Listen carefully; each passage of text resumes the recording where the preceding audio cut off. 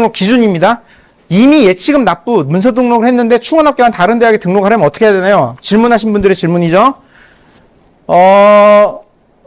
먼저 등록한 대학에 정해진 절차에 따라 등록 포기를 신청하고 난 다음에 등록하면 아무 문제 없다는 거예요. 그리고 이거에 대한 시간 차이가 1시간 사이에도 충분히 할 수 있어요. 네. 1시간 안에 충분히 이 절차를 다 밟을 수 있습니다. 그러니까 너무 걱정하지 않으셔도 되고요.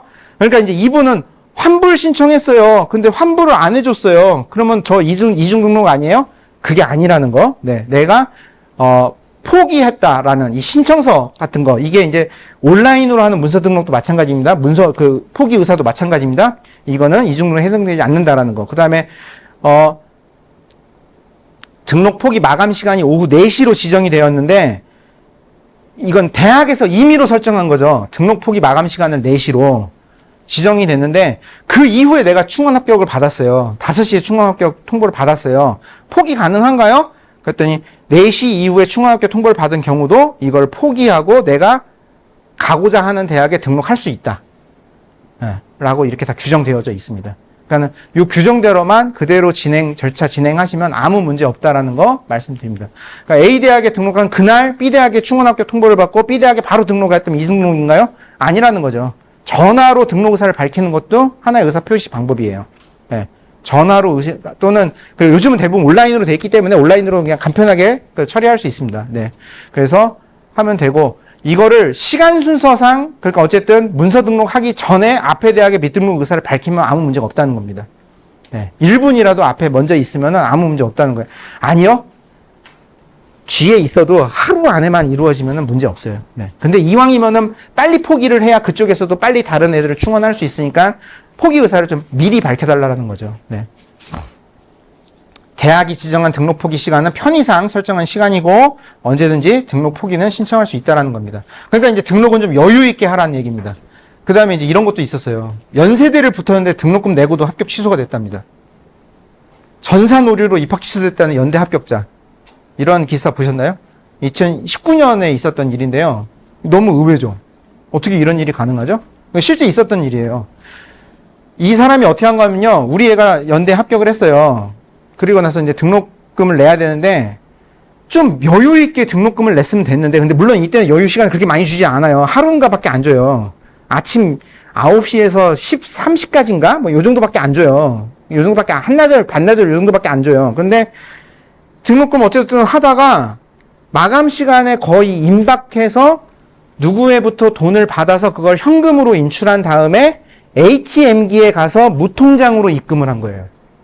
그 가상계좌 번호가 다 부여가 돼요, 등록금은. 그럼 그 가상계좌에 돈이 들어왔냐 안 들어왔냐로 등록 의사를 여부를 확인하는 건데, 그거를 ATM기에 가서 그 돈을 넣어서 이걸 한 거예요. 그런데 무슨 제도가 있느냐? 지연 인출 이체 서비스라는 이런 제도가 있어요. 이게 보이스피싱 때문에 30분 정도는 은행이 이 돈을 가지고 있어요.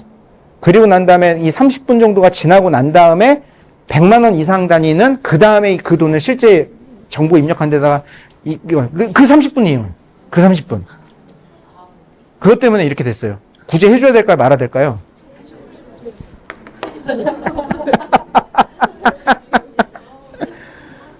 미등록 처리가 돼서 그 다음 애한테 합격 통보가 됐어요. 그럼 어떻게 해요? 미등록이잖아요. 등록을 안 했잖아요. 등록 의사가 없었던 거잖아요. 입금이 안 됐으니까.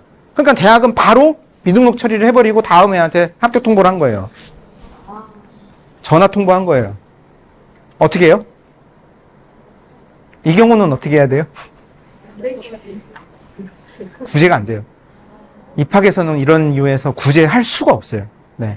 그러니까는 요런 거, 그러니까 여유 있게 하셔야 돼요. 근데 제가 이거를 오늘 설명드리려고 지연 인출 이체 서비스를 제가 좀 검색을 해봤더니 개인이 등록할 수 있고요. 등록을 어떻게 하느냐에 따라 3시간에서 5시간까지도 설정할 수 있대요. 네. 그러면은 이거는 안 되는 거예요. 이건 안 돼요. 그러니까 보통은 내가 저 지연 인출 이체 서비스를 늘려놓지 않았으면 30분이에요. 30분이에요. 그러니까 30분 앞에만 하시면은, 근데 이건 또 ATM기로 넣었을 때의 이야기인 거고요. 근데 그저 계좌 이체를 하거나 그러면은 문제가 없죠. 내 계좌에 분명히 입금한 이력이 있는 거잖아요. 네. 이런 것도 있었습니다. 서울시립대 추가 합격 통보 전화 걸었다가 바로 끊어 탈락. 제가 근무했을 때 있었던 일이고요. 마감 시간이 정해져 있다 그랬죠. 옛날에는 이 마감 시간이 몇 시였는지 아세요?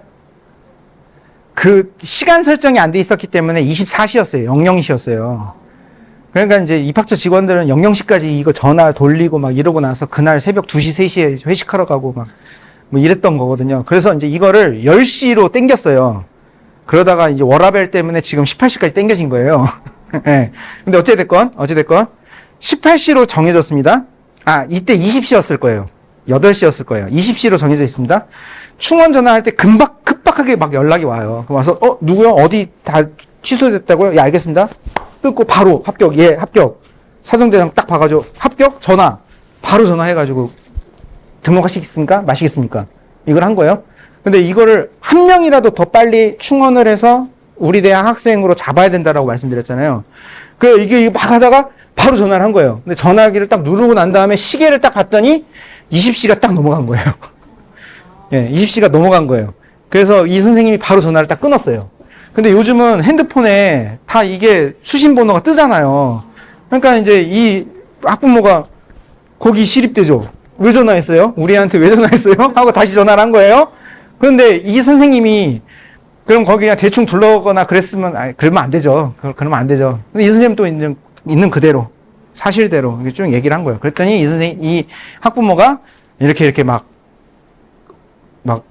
인터넷, SNS, 기타 등등에 막 이렇게 하고 해서 이게 이렇게 됐습니다. 얘 어떻게 됐을까요?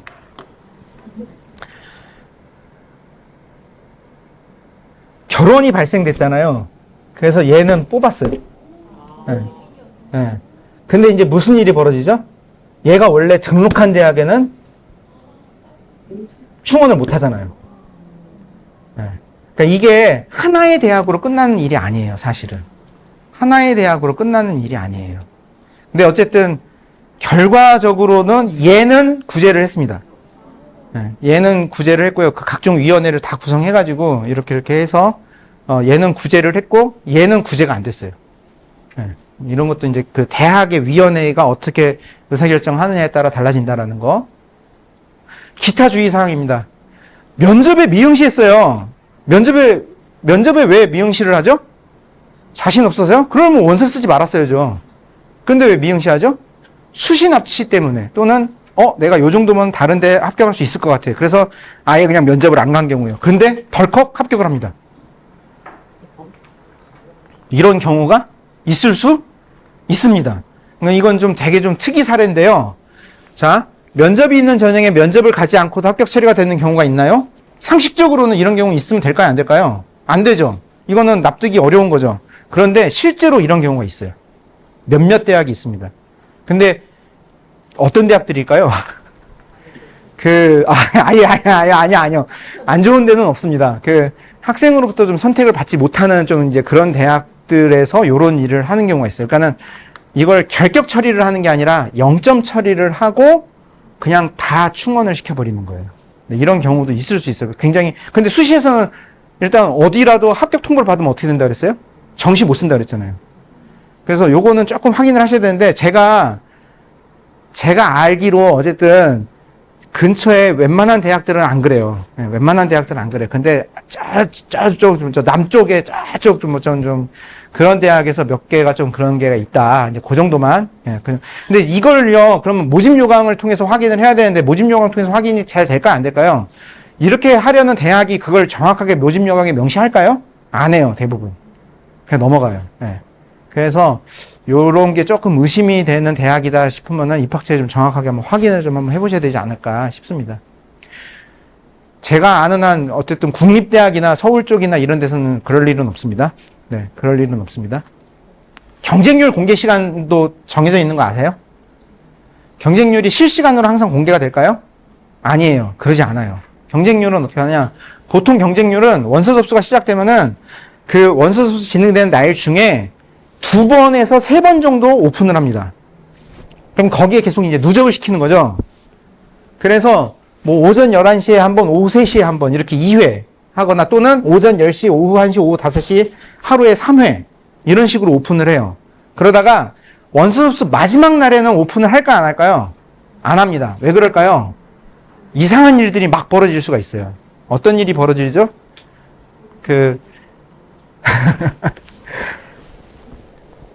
마지막 분명히 오픈하기 전에 미달이었어요. 뭐 10명 뽑는데 3명인가 밖에 지원을 안 했어요. 그래서 이제 이거를 블라인드 처리한다 그러거든요. 경쟁률 블라인드 처리한다 그러거든요. 경쟁률 블라인드, 그러면은 여기 어떻게 해요? 애들이 미친 듯이 지원을 하는 거예요. 네, 미친 듯이 지원을 하는 거예요. 그래서 나중에 오픈이 딱 됐더니 10대1, 뭐 20대1.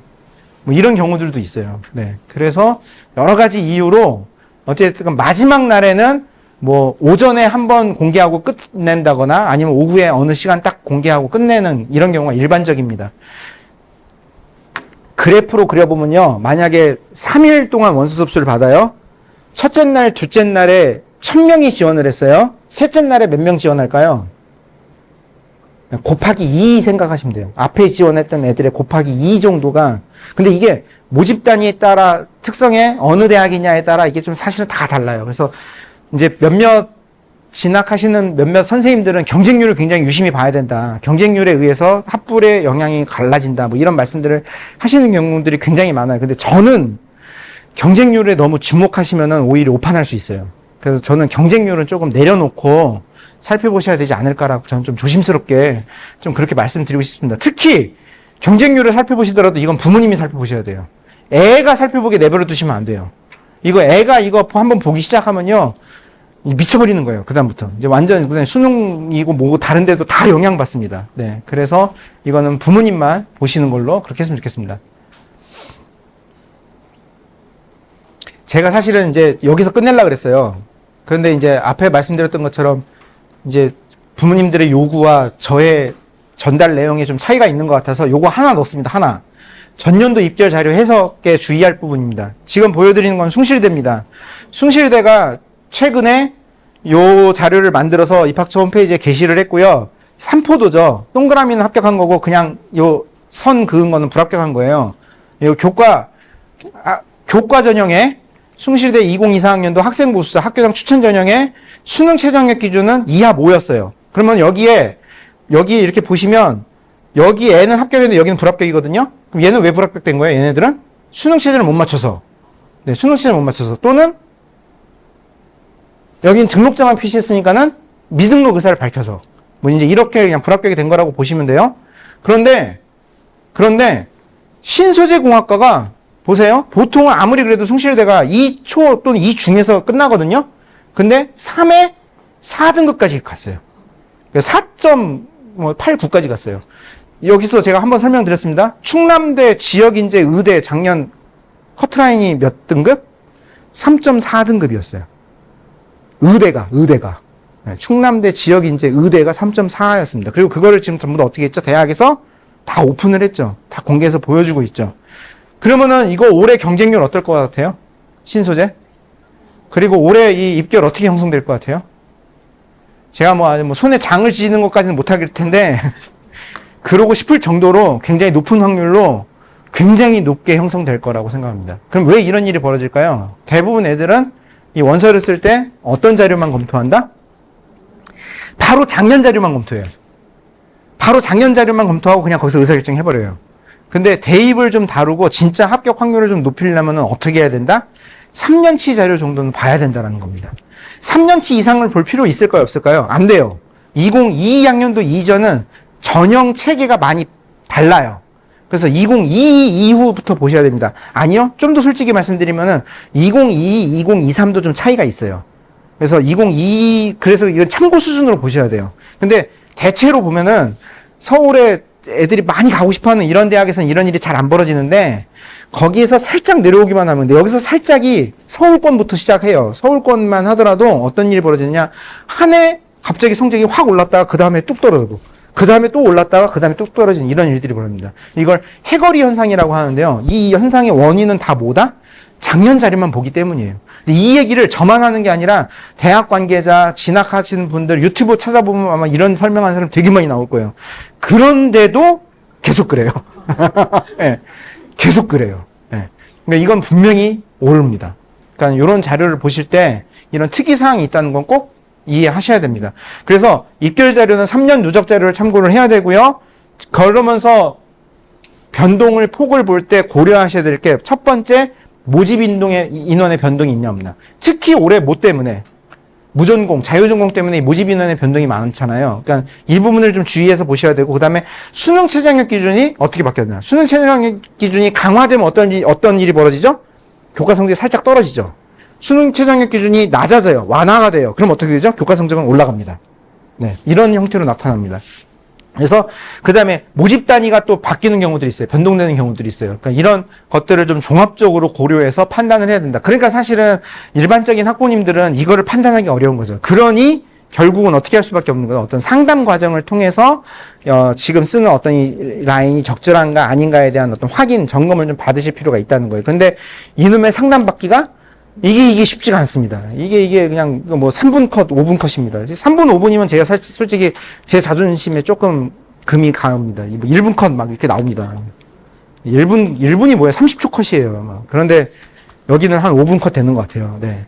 어쨌든 지금 그런 상황입니다. 네. 그리고 담임 선생님들께서도 이거 잘 봐주시는 분들 많아요. 네. 학교를 통해서 상담하시고, 그 다음에 대교협의 온라인 상담이나 전화 상담 같은 경우도 있어요. 네, 거기에도 문의하셔서 본인의 어디가의 성적 쭉 입력하시면요. 어디가 아이디만 알려주면은 거기서 성적 확인 다 해요. 네. 그런 식으로 해서 상담 꼭 받으시고 한번 확인하시면 좋겠다 싶습니다.